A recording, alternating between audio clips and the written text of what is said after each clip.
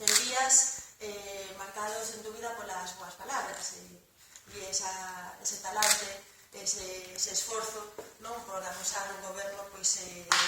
dialogante, non? Pero 100 días tamén nos que nos detectamos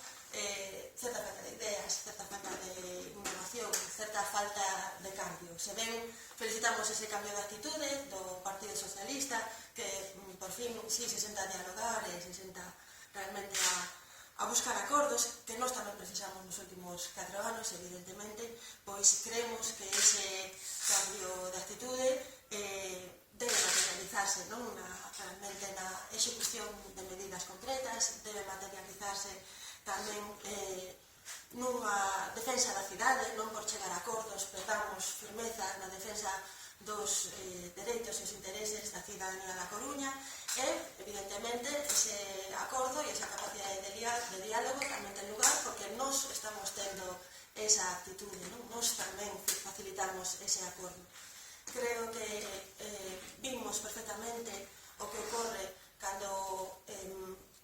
o rol da oposición nun goberno minoría se entende en termos de bloqueo, vivimoslo durante 4 anos no pasado mandato. Creemos que realmente os perxudicados e os perxudicados non son a Marea Atlántica, un partido concreto, sino que é a cidadanía da Coruña e a cantidad de proxectos que non se poden levar a cabo e é realmente a falta de fondos para actividades de relevancia que ao final teñen que ver coa protección social e o benestar das persoas e nós non queremos levar a cabo pois unha oposición desta maneira, non? Nos queremos, en todo caso, antepoñer a cidadanía, queremos facer unha oposición efectivamente dialogante, pero tamén exixente e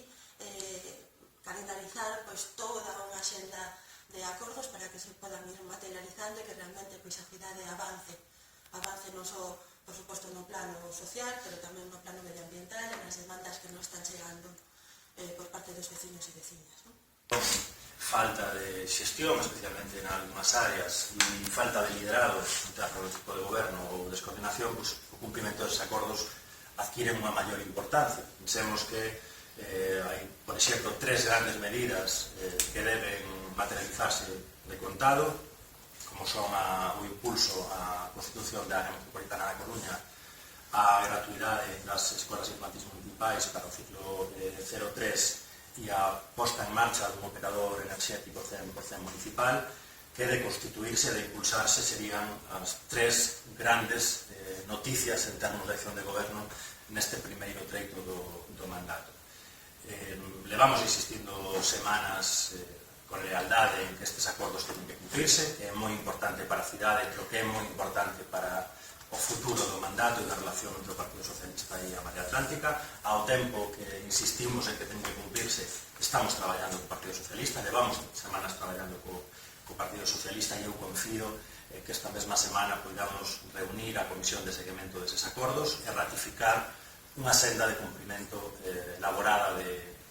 como un acordo, onde fixemos procedementos, datas, prazos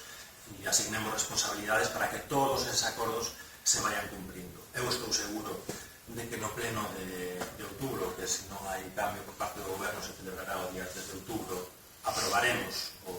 impulso ao proceso da área metropolitana, aprobaremos tamén definitivamente a ordenanza de igualdade e que nos 2 meses seguintes, entre outubro e novembro, poidamos iniciar os traballos para a constitución do operador enerxético no Consello de Administración de Mansa, facendo, digamos, dando todos os pasos que haxa que dar, pero comecemos formalmente e con firmeza ese proceso e que tamén abordemos conjuntamente entre a Marea Atlántica e o goberno municipal a modificación do regulamento das escolas infantis para que, unha vez dotada nos orzamentos do ano 2020, a gratuidade de 0 a 3 poida